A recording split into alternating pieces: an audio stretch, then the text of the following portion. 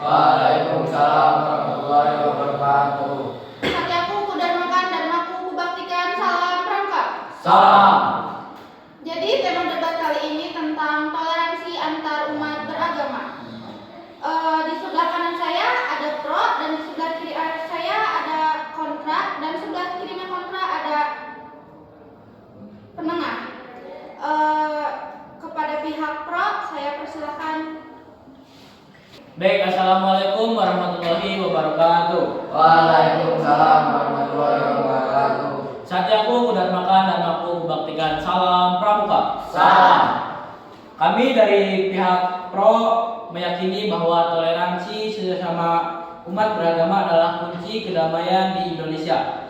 Bangsa kita terdiri dari beragam agama, budaya, dan suku. Tanpa toleransi, perbedaan ini mudah memicu konflik. Toleransi bukan hanya soal saling menghormati ibadah, tetapi juga saling menjaga keharmonisan, mempererat persatuan, dan mencegah perpecahan.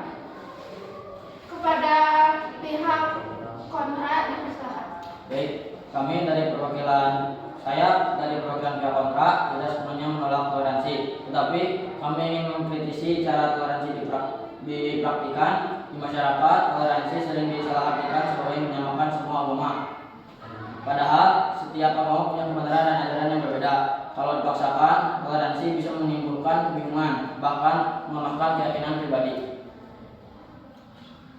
Baik, kami dari pihak pro berargumen perlu digarisbawahi, toleransi tidak berarti menyamakan agama. Toleransi berarti memberi ruang bagi perbedaan tanpa mengganggu keyakinan. Misalnya, ketika umat Islam menjalani puasa Ramadan, umat lain menghormati dengan menjaga suasana kondusif.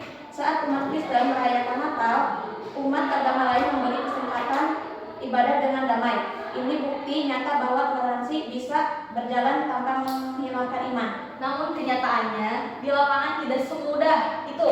Masih banyak penolakan pembangunan rumah, kayak rumah ibadah, ya konflik saat perayaan hari besar, bahkan ujaran kebencian di media sosial. Jadi toleransi sering hanya jadi slogan manis tanpa pelaksanaan nyata. Kalau praktiknya masih seperti ini, kita perlu jujur bahwa toleransi tidak cukup untuk menyelesaikan masalah.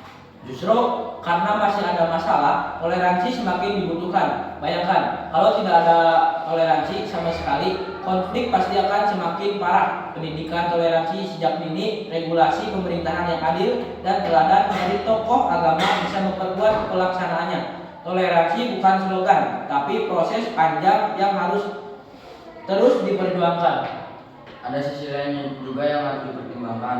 Terlalu menekankan toleransi kadang membuat orang takut mengekspresikan agamanya. Misalnya, jika seseorang menyampaikan ajaran agamanya dengan tegas, sering dianggap intoleran. Padahal itu bagian dari keyakinan. Akibatnya, orang merasa terbatasi untuk menyampaikan identitas keagamanya secara jujur. Itu sebenarnya soal pemahaman. Toleransi ini tidak melarang seseorang beribadah atau menyampaikan ajaran agamanya, asalkan dilakukan dengan cara yang tidak merendahkan keyakinan orang lain. Misalnya, mengajarkan kebenaran agama dalam lingkungan internal sah-sah aja. Yang dilarang adalah memaksakan keyakinan pada orang lain. Jadi, toleransi bukan membatasi, tapi mengatur agar kehidupan bersama lebih damai. Baik, tapi kita juga harus realistis. Toleransi sering menjadi alat politik. Ada pihak yang menggunakan isu toleransi untuk kepentingan kelompok tertentu. Akibatnya, makna toleransi menjadi kabur, bahkan menimbulkan ketidakpercayaan antar umat beragama. Kalau kondisi ini terus dibiarkan, toleransi bisa kehilangan maknanya yang sejati. Baik, saya memahami kedua pandangan. Pihak pro menekan bahwa toleransi adalah fondasi penting untuk menjaga kerukunan. Pihak kontra mengingatkan bahwa ada penyalahgunaan dan salah tafsir dan penerapannya. Menurut saya, jalan tengahnya adalah memahami toleransi sebagai saling menghormati tanpa harus menyamakan ajaran agama. Penerapan toleransi juga harus nyata, bukan hanya teori. Ada beberapa solusinya. 1. Pendidikan sejak dini. Anak-anak perlu diajarkan bahwa perbedaan itu alami dan bukan ancaman. 2. Dialog antara agama. Tokoh-tokoh agama perlu sering duduk bersama untuk menguatkan kesepahaman.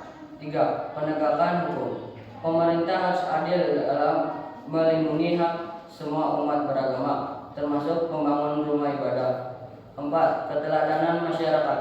Toleransi bukan hanya wacana, tapi tindakan kecil sehari-hari, seperti menghormati tetangga yang berbeda keyakinan.